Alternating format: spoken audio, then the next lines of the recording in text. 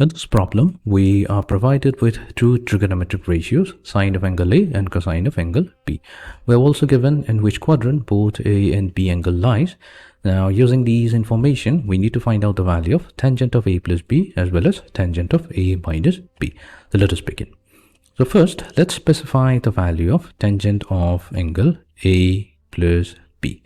So tangent of angle A plus B, that's given by tangent of A plus tangent of B whole divided by 1 minus tangent of A times tangent of B. We're going to label this as equation number 1. Then we also have to find out the value of tangent of A minus B. Let's specify it as well. So tangent of A minus B will be tangent of A minus tangent of B whole divided by 1 plus tangent of A multiplied to tangent of B. We're going to label this as equation number 2. Now in either case, we need the values of tangent of A and tangent of B. But we have the value of sine A and cosine B. So our goal will be to first find out the value of tangent of A using sine A equals to half and tangent of B by using the value of cosine B equals to square root of 3 over 2. So let us begin. So here we have given that sine of angle A. So this is equals to 1/2. What we'll do, let us consider a triangle, a right angle triangle, right angled at angle C. And we're going to name it ABC. So here it's given here that if we take sine of angle A, then this will be, in terms of the ratio of the sides, will be the perpendicular BC to that of the hypotenuse AB. It's given here that this ratio is equals to 1/2.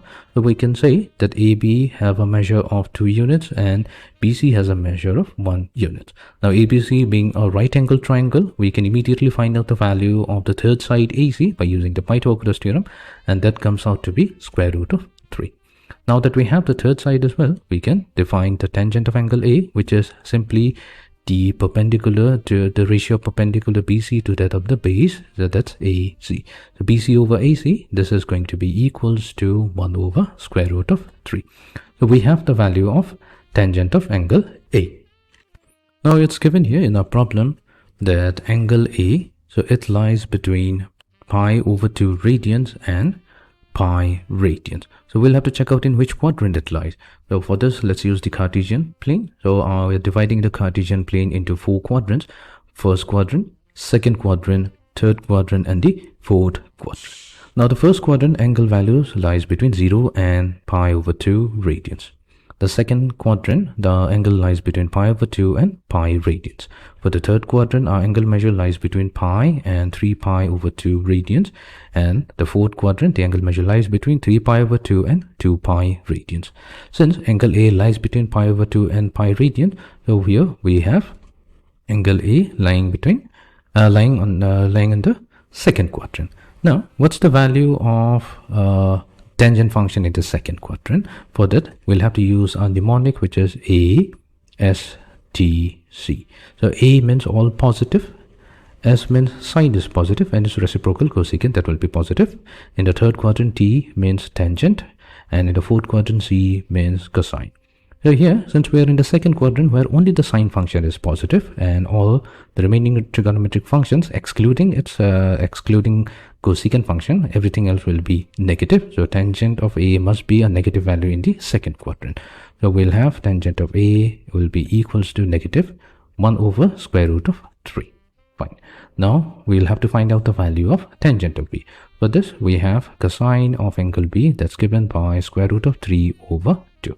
This time we're going to consider another new triangle, right angle at C. We have the vertices A, B, and C. So we can define cosine of angle B in terms of its sides of the new triangle as the base BC over the hypotenuse, which is AB. As given here that this ratio is equivalent to square root of 3 over 2. So that means BC measures square root of 3 units and AB measures 2 units. Now ABC being a right angle triangle, we can find out the value of the third side AC, and that comes out to be equals to 1. So we can now define tangent of angle B. So tangent of angle B in terms of the ratio of its sides, so that will be the perpendicular to that of the base, that's the ratio. And AC measure, that's 1 unit, and BC measures, that's square root of 3. So tangent of B comes out to be 1 over square root of 3. And it's given here that angle B lies between pi and 3 pi over 2 radian. So that means this is the third quadrant. So this is where our angle B lies. We are in the third quadrant. Now in the third quadrant, luckily the tangent function is positive, everything else is negative. So we'll get positive 1 over square root of 3. So we have finally obtained a value of tangent of A and tangent of B. So we can use this to find out tangent of A plus B as well as tangent of A minus B. So let's start with the first one, tangent of A plus B. This will be equals to, so in the numerator we have tangent of A, so that's negative 1 over square root of 3. Plus we have tangent of B, so that's positive 1 over square root of 3. Whole divided by 1 minus the tangent of A, so that's negative 1 over square root of 3.